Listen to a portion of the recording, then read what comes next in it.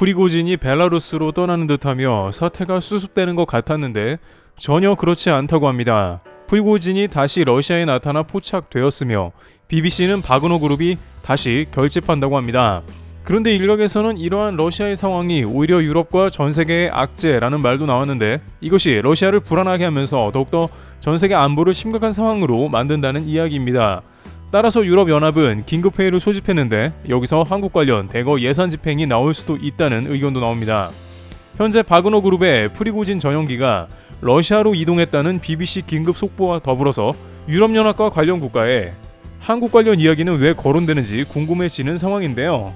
영국 BBC는 벨라루스로 갔던 프리고진의 전용기가 러시아로 이동했을 가능성을 제기했습니다. 실제 최근 일부 소식통에 따르면 프리고진은 이미 러시아에서 발견되었다는 말이 나왔습니다.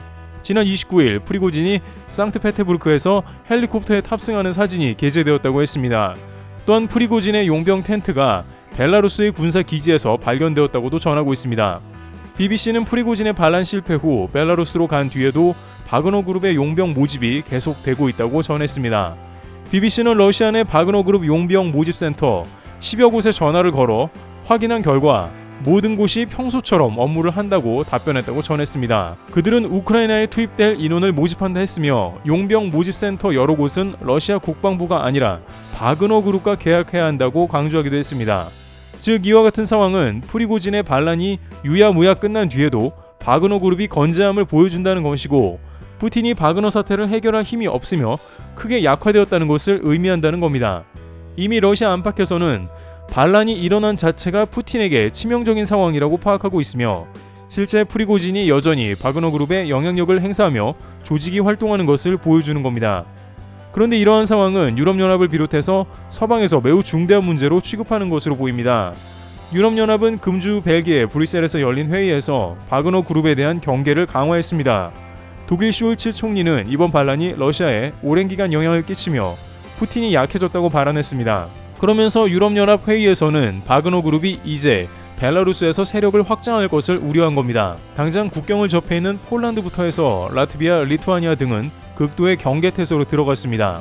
이들이 국지적인 전투를 벌일 수 있으며 유럽에 침투할 가능성이 적지 않아졌다는 판단 때문입니다. 일각에서는 푸틴이 약해져서 오히려 유럽에는 신경을 덜 쓰게 되는 게 아니냐는 말도 있지만 정반대로 유럽의 당사자들은 바그너 그룹이 우크라이나에서 다른 곳으로 눈을 돌리게 되었다면서 오히려 푸틴의 영향력을 벗어난 바그너 그룹이 어디로 튈지 모른다는 판단을 하고 있는 것입니다.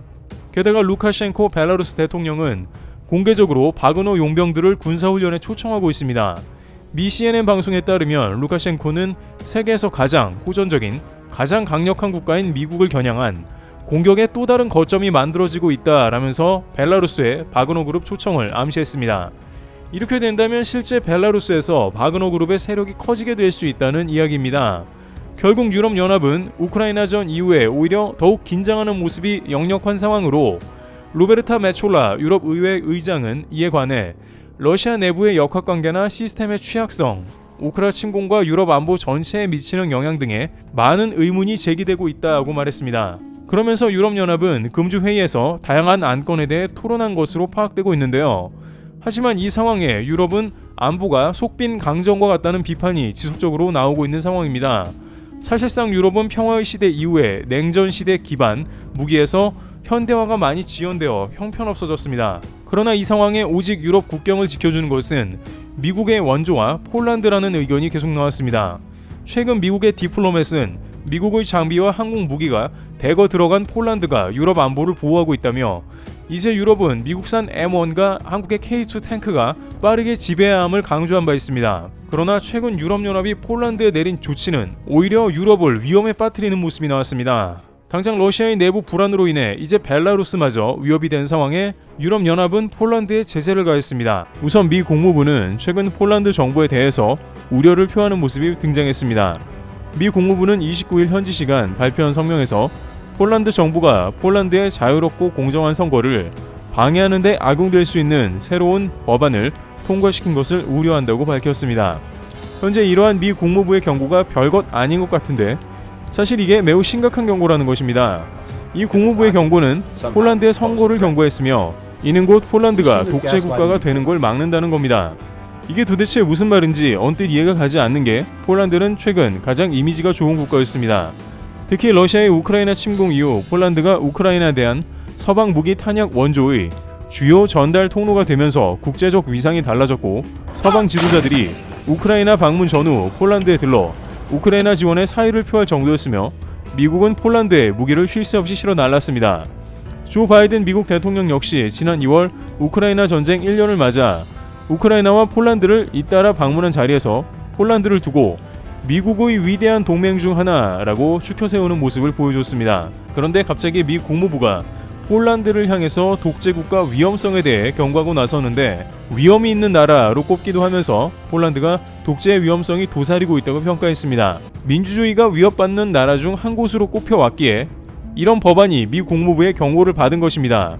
그런데 여기서 문제가 심각해지는데, 이 때문에 유럽연합에서 폴란드 자금을 동결하는 겁니다.